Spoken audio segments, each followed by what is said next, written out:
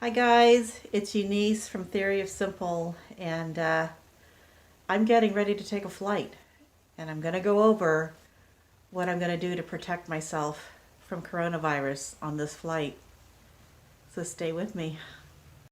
First of all, I need to thank Dr. Mike Hansen. He's giving me permission to use this information that I got from his video into my video. I'll put a link in the description below to his video. It's much more informative, and I really do recommend that you take a look at all of his videos and subscribe to his channel because he's really, really informative. So as you can imagine, this is not comfortable. I'm lucky enough though that I have an N95 mask that was given to me by a nurse friend who is going through nursing school, and she is getting a new mask. So she gave me this one, and I got it all fitted right so that I have it nice and tight around my face. And so I'm very, very thankful for that, because this is going to be the biggest barrier for me in the airport and on the airplane, as I'm close to a lot of people during the flight. I'm also wearing motorcycle glasses because they have a bit of foam here and wrap around my face to prevent airborne things from getting into my eyes, and a hat just to help prevent any virus from just getting into my hair and things like that. So I have a few more things I'm going to take on the plane, and I'll show them to you in a minute. So the good news is we have friends that are either in the medical industry or the industry that can get us masks for this trip. So we have a variety of different masks that we've been given to try out. Again, I have my N95 mask and my motorcycle glasses, which you see have foam here to help hug around the eye area. So if there's airborne coronavirus, it will just help prevent that from getting into the eyes. Several types of masks here that have various barriers to different microns of particles. And David unfortunately does not have an N95 mask, so he will be changing his mask on each flight and in the airport.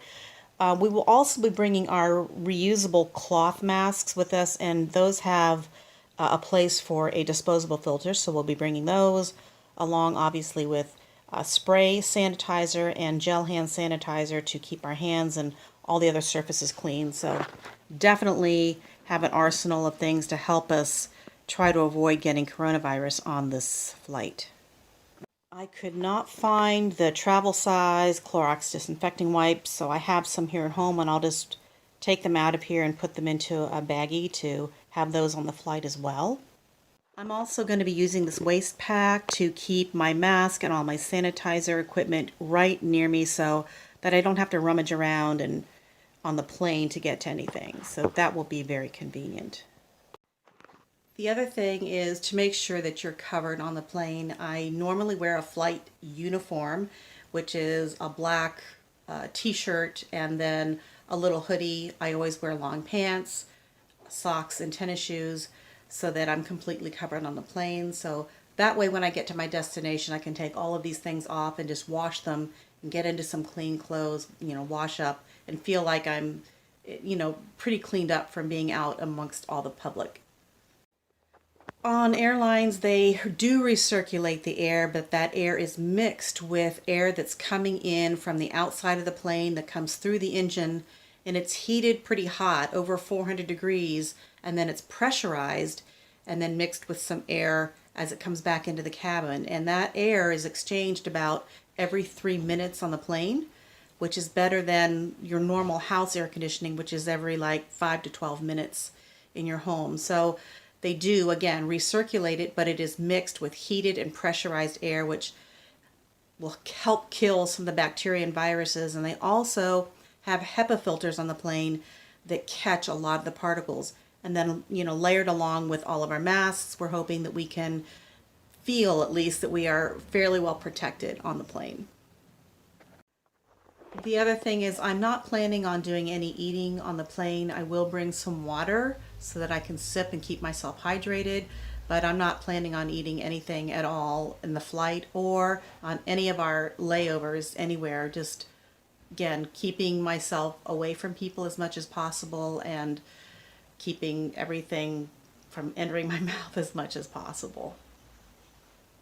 So the one thing I did learn is if you are going to use a reusable mask, that you can put it in an oven at 160 degrees for 30 minutes, and that should kill any virus or bacteria that's on the mask and make it reusable. So that, I think, is a really important thing to know, that we want to make sure that we're safe when we're flying, when we're at wherever our destination happens to be, and knowing that we can at least put our mask into an oven and get it to be, I don't say sterilized, but clean of any virus or bacteria is really, really important.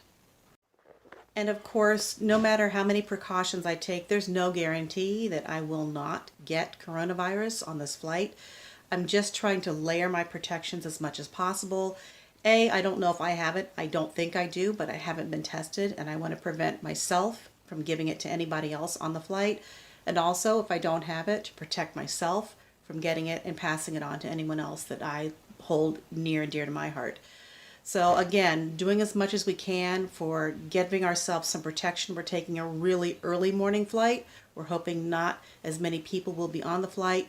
We do have connections, which can be good and bad because we're not on one long flight all the time, but we will have to get off and probably deplane and go through the airport. So it's a mixed bag on that one.